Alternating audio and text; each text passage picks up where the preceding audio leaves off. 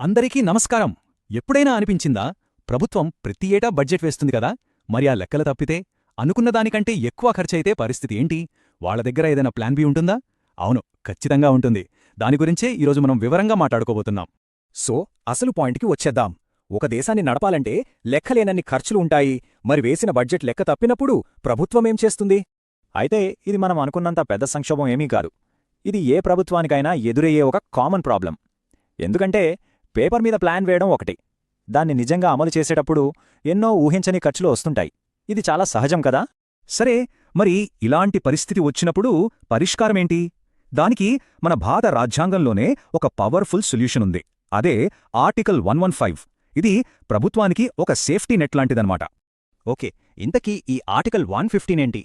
సింపుల్గా చెప్పాలంటే, బడ్జెట్లో అనుకున్న డబ్బులు సరిపోలేదు అనుకోండి, లేదా మధ్యలో ఏదైనా కొత్త ఖర్చు వచ్చింది. అప్పుడు ప్రభుత్వం నేరుగా పార్లమెంట్కి వెళ్లి అదనపు డబ్బు కావాలని అధికారికంగా అడిగి పర్మిషన్ తీసుకునే ప్రాసెసే ఈ ఆర్టికల్ 115. ఇక్కడే ఒక ట్విస్ట్ ఉంది. ఆర్టికల్ 115 అంటే ఒకే ఒక ఆప్షన్ కాదు, ఇది ఒక టూల్ కిట్ లాంటిది. ఇందులో 3 వేర్వేరు టూల్స్ ఉంటాయి. అంటే 3 రకాల గ్రాంట్స్ అన్నమాట. ప్రతి సిచ్యువేషన్కి ఒకటి. అవేంటో ఇప్పుడు వివరంగా చూద్దాం. మొట్టమొదటిది సప్లిమెంటరీ గ్రాంట్. దీన్నే అనుబంధ గ్రాంట్ అంటారు. ఇది చాలా కామన్. అంటే ఆల్రెడీ బడ్జెట్లో ఉన్న ఒక పనికి కేటాయించిన డబ్బు సరిపోనప్పుడు అదనంగా అడిగేది. ఇంకా క్లియర్గా చెప్పాలంటే, ఒక ప్రాజెక్ట్కి 100 కోట్లు అనుకున్నారు, కానీ మధ్యలో ఖర్చులు పెరిగి 150 కోట్లు అయ్యింది. ఇప్పుడు ఆ ఎక్స్ట్రా 50 కోట్లు కావాలి కదా, దానికోసం ప్రభుత్వం పార్లమెంటును అడిగేదే ఈ సప్లిమెంటరీ గ్రాంట్. సింపుల్, ఆల్రెడీ ఉన్న ఖర్చుకు టాపప్ చేయడమన్నమాట. సరే, ఇక రెండో టూల్ చూద్దాం. అదే అడిషనల్ గ్రాంట్. దీని పేరులోనే ఉంది, ఇది అడిషనల్. అంటే బడ్జెట్ తయారు చేసేటప్పుడు అసలు ఆలోచనలోనే లేని ఒక కొత్త ఖర్చు సడన్గా మధ్యలో వచ్చినప్పుడు దీన్ని వాడతారు. ఉదాహరణకి, బడ్జెట్ పాస్ అయిపోయింది, అంతా ఓకే అనుకుంటున్న టైంలో ప్రభుత్వం రైతుల కోసం ఒక సరికొత్త సంక్షేమ పథకం తీసుకువస్తున్నాం అని ప్రకటించింది. మరి ఈ కొత్త స్కీమ్కి డబ్బులు బడ్జెట్లో లేవు కదా, అప్పుడు పార్లమెంటుకు వెళ్లి ఈ కొత్త పథకం కోసం అడిగేదే అడిషనల్ గ్రాంట్. ఇక మూడోది, ఇది చాలా చాలా ఇంట్రెస్టింగ్ అండ్ ఇంపార్టెంట్ కూడా. అదే ఎక్సెస్ గ్రాంట్. దీని స్పెషాలిటీ ఏంటో తెలుసా? ప్రభుత్వం పార్లమెంట్ పర్మిషన్ ఇచ్చిన దానికంటే ఎక్కువ ఖర్చు పెట్టేస్తుంది. ఖర్చు అంతా అయిపోయిన తర్వాత పార్లమెంట్కొచ్చి మేం పొరపాటున ఎక్కువ ఖర్చు చేశాం, దయచేసి దీన్ని ఆమోదించండి అని అడుగుతుంది. అంటే ఇక్కడ ఖర్చు ముందు, పర్మిషన్ తర్వాత. అయితే ప్రభుత్వం అలా అడిగిన వెంటనే పార్లమెంట్ ఓకే చెప్పేయదు. ఎందుకంటే ఇది చాలా సీరియస్ విషయం. అందుకే దీని పార్లమెంటరీ పబ్లిక్ అకౌంట్స్ కమిటీ చాలా లోతుగా పరిశీలిస్తుంది. అసలు ఎందుకు ఎక్కువ ఖర్చు చేశారు, నిజంగా అవసరమా అని అన్నీ చెక్ చేసి ఆ తర్వాతే ఆమోదించాలా వద్దా అని చెప్తుంది. ఇదంతా పబ్లిక్ డబ్బుతో జవాబుదారీతనం కోసం. ఓకే, ఈ 3 రకాల గ్రాంట్ల గురించి తెలిసింది. మరి వీటిని పార్లమెంటు ఎలా ఆమోదిస్తుంది? ప్రభుత్వం అడిగిన వెంటనే డబ్బులు ఇచ్చేస్తారా? ఛాన్సే లేదు. దీనికి కూడా సేమ్ రెగ్యులర్ బడ్జెట్లాగే ఒక పెద్ద ప్రాసెస్ ఉంది. ఆ ప్రాసెస్ ఎలా ఉంటుందంటే, ఫస్ట్ ఈ గ్రాంట్ల ప్రపోజల్ని పార్లమెంట్లో పెడతారు. తర్వాత లోక్సభ, రాజ్యసభ రెండింటిలోనూ దీనిపై డిస్కషన్ జరుగుతుంది.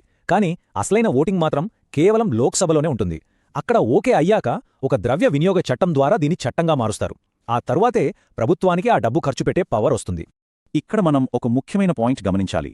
డబ్బుకు సంబంధించిన ఏ విషయంలో అయినా ఫైనల్ పవర్ లోక్సభ చేతిలోనే ఉంటుంది.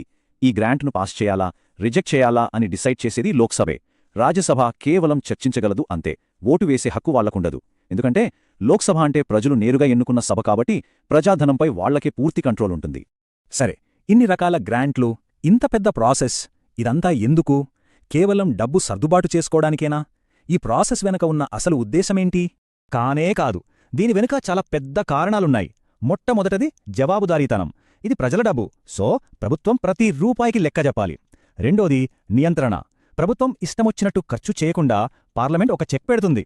మూడోది పారదర్శకత. ప్రభుత్వ ఖర్చులు ఎలా ఉన్నాయో అందరికీ తెలిసేలా చేస్తుంది. సో ఇదంతా ఫినాన్షియల్ డిసిప్లిన్ కోసం అన్నమాట. సో ఫైనల్గా చూస్తే ఆర్టికల్ 115 ఒక అద్భుతమైన బ్యాలెన్సింగ్ యాక్ట్ చేస్తుంది. ఒకవైపు అనుకోని ఖర్చులు వచ్చినప్పుడు ప్రభుత్వానికి ఫ్లెక్సిబిలిటీ ఇస్తుంది, మరోవైపు ఆ ఖర్చుపై పార్లమెంట్ కంట్రోల్ ఉండేలా చూస్తోంది. అవసరం, నియంత్రణ, ఈ రెండిటి మధ్య సరైన బ్యాలెన్స్ ఇదే. చివరిగా ఒక ప్రశ్నతో ముగిద్దాం. ఈ ఆర్టికల్ 115 అనేది ప్రభుత్వానికి నిజంగా అవసరమైన ఒక ఫ్లెక్సిబుల్ టూలా, లేక దీన్ని మరీ ఎక్కువగా వాడితే బడ్జెట్ క్రమశిక్షణ దారి తప్పే ప్రమాదముందా? ఇది సౌకర్యమా లేక సంక్షోభానికి దారా? దీని గురించి ఆలోచించాలి.